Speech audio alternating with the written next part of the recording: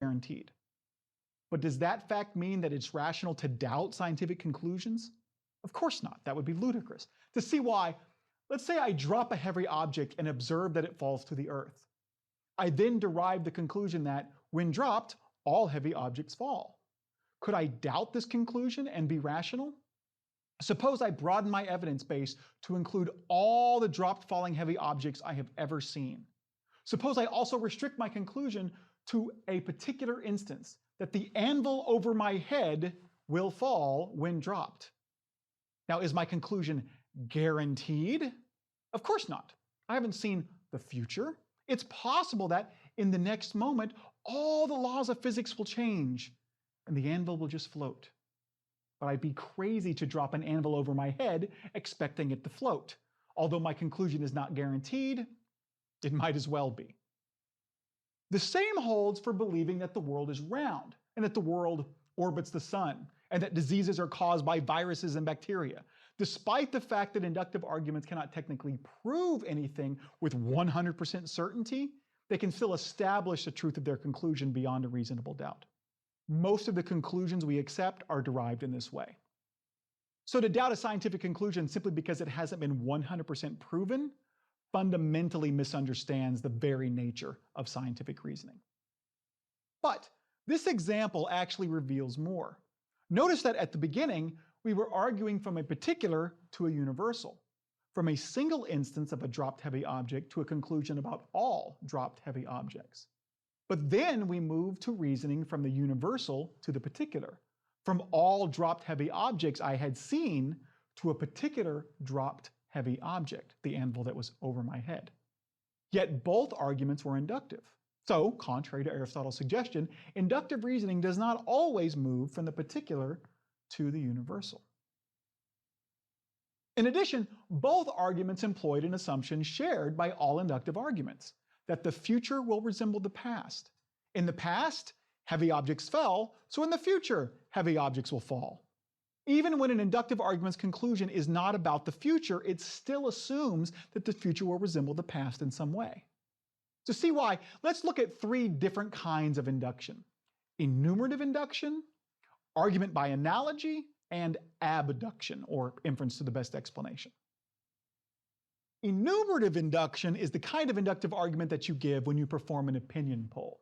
You find out what a sample of a population believes about a topic, and then you draw a conclusion about what the population as a whole believes about that topic. If 75% of your sample is Christian, then likely 75% of the entire population is Christian. Such reasoning assumes many things. One is that the future will resemble the past. For instance, it assumes that what people believed yesterday, they will believe tomorrow. It also assumes that small portions of a larger population are representative of a whole. But since these are pretty safe assumptions, opinion polls are generally reliable. Well, unless of course they're done poorly. For example, sample populations are representative of the whole, but only if your selected sample is large enough and selected randomly. If the entire population is actually only, let's say, 25% Christian, well, the chances that I would just happen to select, say, 1,000 people that came primarily from that 25% so that my sample turned out to be 75% Christian is highly unlikely. If I'm truly selecting people at random and 75% of my 1,000 person sample is Christian, then most likely the entire population is around 75% Christian. In fact, we can even represent mathematically how likely that is and how close to 75% the number actually is. I won't bore you with the equations, but if the sample is 1,000 people and they're randomly selected, and the population in which they are found is 100,000 people, and 75% of the sample is Christian, then there's a 95% probability that between 72 and 78 of the entire population is Christian. But of course, far too often, pollster samples are too small or are not selected randomly. And part of learning to reason carefully, which remember is the topic of this lecture, is learning to spot these errors. If, for example, a poll is reported without its margin of error, you don't know how large the sample was. It's worthless. If the poll comes from cable news, they likely only heard from their viewers who cared enough to weigh in, not a randomly selected portion of the population, so that poll is worthless. Leading questions can also skew polls, as well as questions that people won't answer honestly. In reality, accurate polling is difficult, and only the polls of leading agencies like Pew Forum or Gallup can usually be trusted. Interestingly, Gallup established its credibility in 1936 when the formerly credible Literary Digest predicted that Alf Landon instead of FDR was going to win the presidency because of a biased, non-random sample. The Literary Digest polled primarily wealthy voters. Gallup didn't, and they ended up getting it right. But enumerative induction happens anytime a representative sample is taken and a conclusion about the whole is drawn.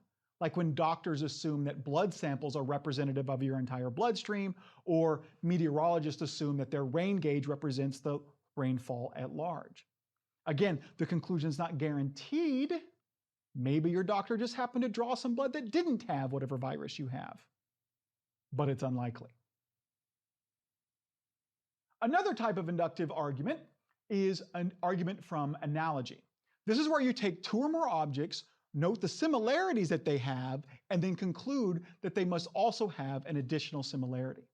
Again, the conclusion's not guaranteed, but an argument from analogy can be very powerful in establishing the likelihood of its conclusion. Arguments from analogy are very common in the legal world. Similarities between cases are used as precedent to establish that a similar conclusion should be reached in a case. If it was already declared that one cannot refuse to serve food to people of a different race, a lawyer can successfully argue that it should not be declared that one cannot refuse dry cleaning service to people of a different race. Medical research also uses analogy. Since mice possess a genome similar to our own, if a medicine affects them in a certain way, it will likely affect humans in a certain way as well. It's not a guarantee, and human trials are preferred, but that's because the similarities between humans are more pronounced. Even human trials apply analogical reasoning. And notice that in all our examples, we're assuming that the future will resemble the past.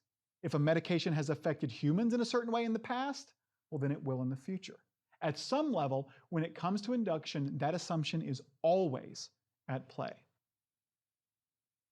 But there is one method of induction we have yet to discuss: abduction, or inference to the best explanation.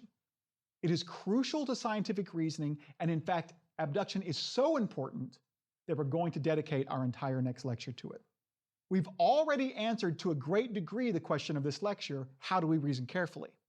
But to get a full answer to that question, we need to answer this one: how do we find the best explanation?